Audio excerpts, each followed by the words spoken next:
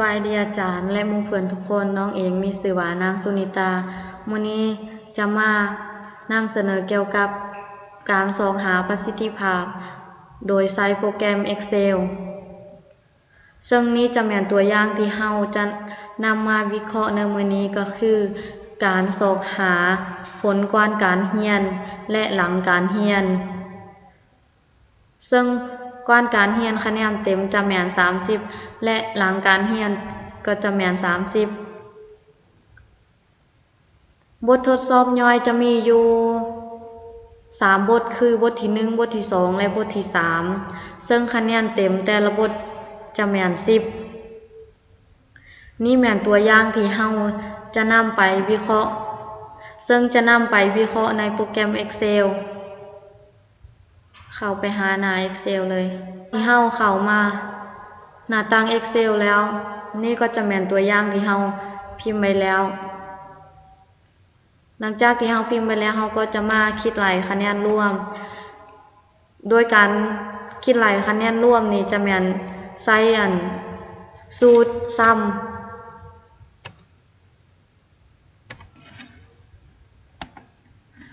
แล้วก็จะมาคลิกเอาอยู่3บทก็คือบทที่1บทที่2และบทที่3หลังจากนั้นก็กด Enter เมื่อเฮาไล่คะแนนรวมของห้องที่1แล้วเฮาก็จะมากดอยู่บนแจนี่เมื่อมันขึ้นไม้บวกสีดำแล้วเฮาก็จะลากลงเมื่อเฮาลากลงแล้วมันก็จะได้คะแนนรวมทั้งหมดของแต่ละห้อง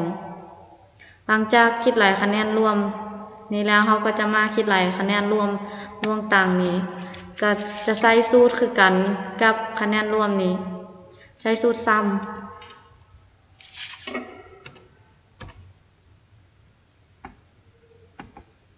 แล้วก็จะมาคลิกเอาห้องก่อนการเรียนนี้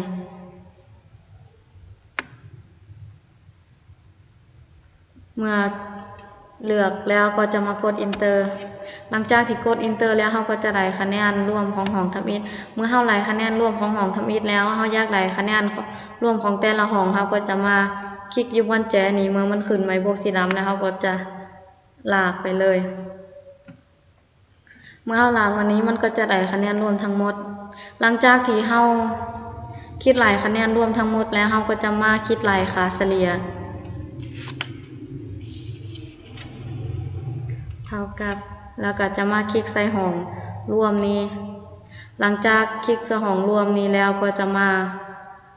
หาร10เพราะว่าหารเอาตัวอย่างที่เรานำมาแม่น10เราก็จะหาร10หลังจากนั้นก็กด Enter เมื่อได้ค่าเฉลี่ยห้องที่1แล้วเราก็จะมาคลิกบนแจเมื่อมันขึ้นไม้บวกสีดำแล้วเราก็จะกดลากไปถึงสุดเลยเมื่อเรากดมาลากมาแล้วเราก็จะได้คะแนนเฉลี่ยของแต่ละห้องหลังจากที่เราคิดรายคะแนนเฉลี่ยแล้วเราก็จะไปคิดรายค่าผันเปลี่ยนโดยใช้สูตร stde p.s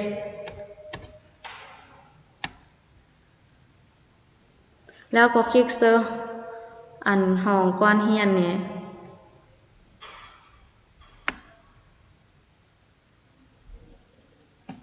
หลังจากนั้นก็กด Enter เมื่อเรากด Enter แล้ว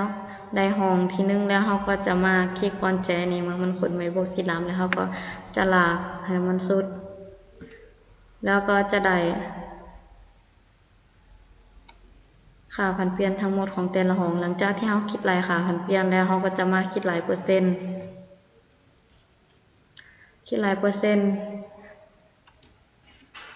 ใช้สูตรโดยใช้สูตรแล้วก็จะมาหาร30เพราะว่าคะแนนเต็มของเฮาจะแม่น30เนาะเพราะว่าแต่บทที่1ฮอดบทที่3เฮาจะให้อยู่10ถ้ารวมกันก็จะเป็น30แล้วก็จะมาคูณ100หลังจากนั้นก็กด Enter ถ้าเฮาบ่อยากได้จุดหลายนี่เฮาก็สามารถเปลี่ยนได้เพราะว่าเฮาจะเอาแต่จุด2ตัวเท่านั้น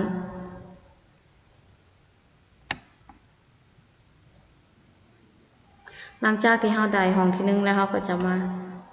คลิกกุญแจนี่ลากไปเลย แล้วก็จะได้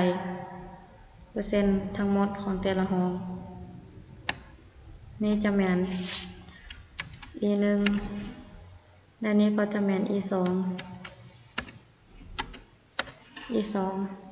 เมื่อเราคิดไหลมาแล้วก็จะนำไปสรุป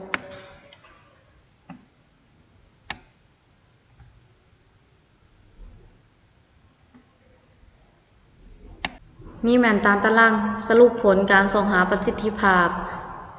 จำนวนแม่นตัวอย่างที่เฮานำมาจะมี10คนแล้วอันนี้ก็แม่นคะแนนเต็มนี้แม่นคะแนนระหว่างเรียนนี่จะแม่น10อันนี้หลังเรียนจะแม่น30นี่จะแม่นคะแนนรวม E1 คะแนนรวม E2 ค่าเฉลี่ย E1 ค่าเฉลี่ย E2 และนี่ก็เปอร์เซ็นต์ E1 E2 จากตารางผลการวิเคราะห์เห็นว่าประสิทธิภาพของขบวนการ E1 เท่ากับ 78.00 และค่าประสิทธิภาพของผลลัพธ์ E2 เท่ากับ 90.00 แสดงให้เห็นว่าผลการเรียนของนักเรียนมีประสิทธิภาพ E1 ต่ำกว่าเกณฑ์ 80/80 ที่กำหนดไว้ส่วน E2 แม้นจะสูงกว่าเกณฑ์ 80/80 ที่กำหนดไว้เกณฑ์การแปรผลต่ำหรือเท่ากับ 77.49 สรุปว่าต่ำกว่าเกณฑ์มีค่าตั้งแต่ 77.49 ถึง 82.49 สรุปว่าเป็นไปตามเกณฑ์ที่กำหนดไว้ 82.50 ขึ้นไปสรุปว่าสูงกว่าเกณฑ์มาฮอดนี้การนำเสนอบทเรียนของน้องก็หมดลงแล้วขอบเจอที่รับฟังแต่ต้นจนจบ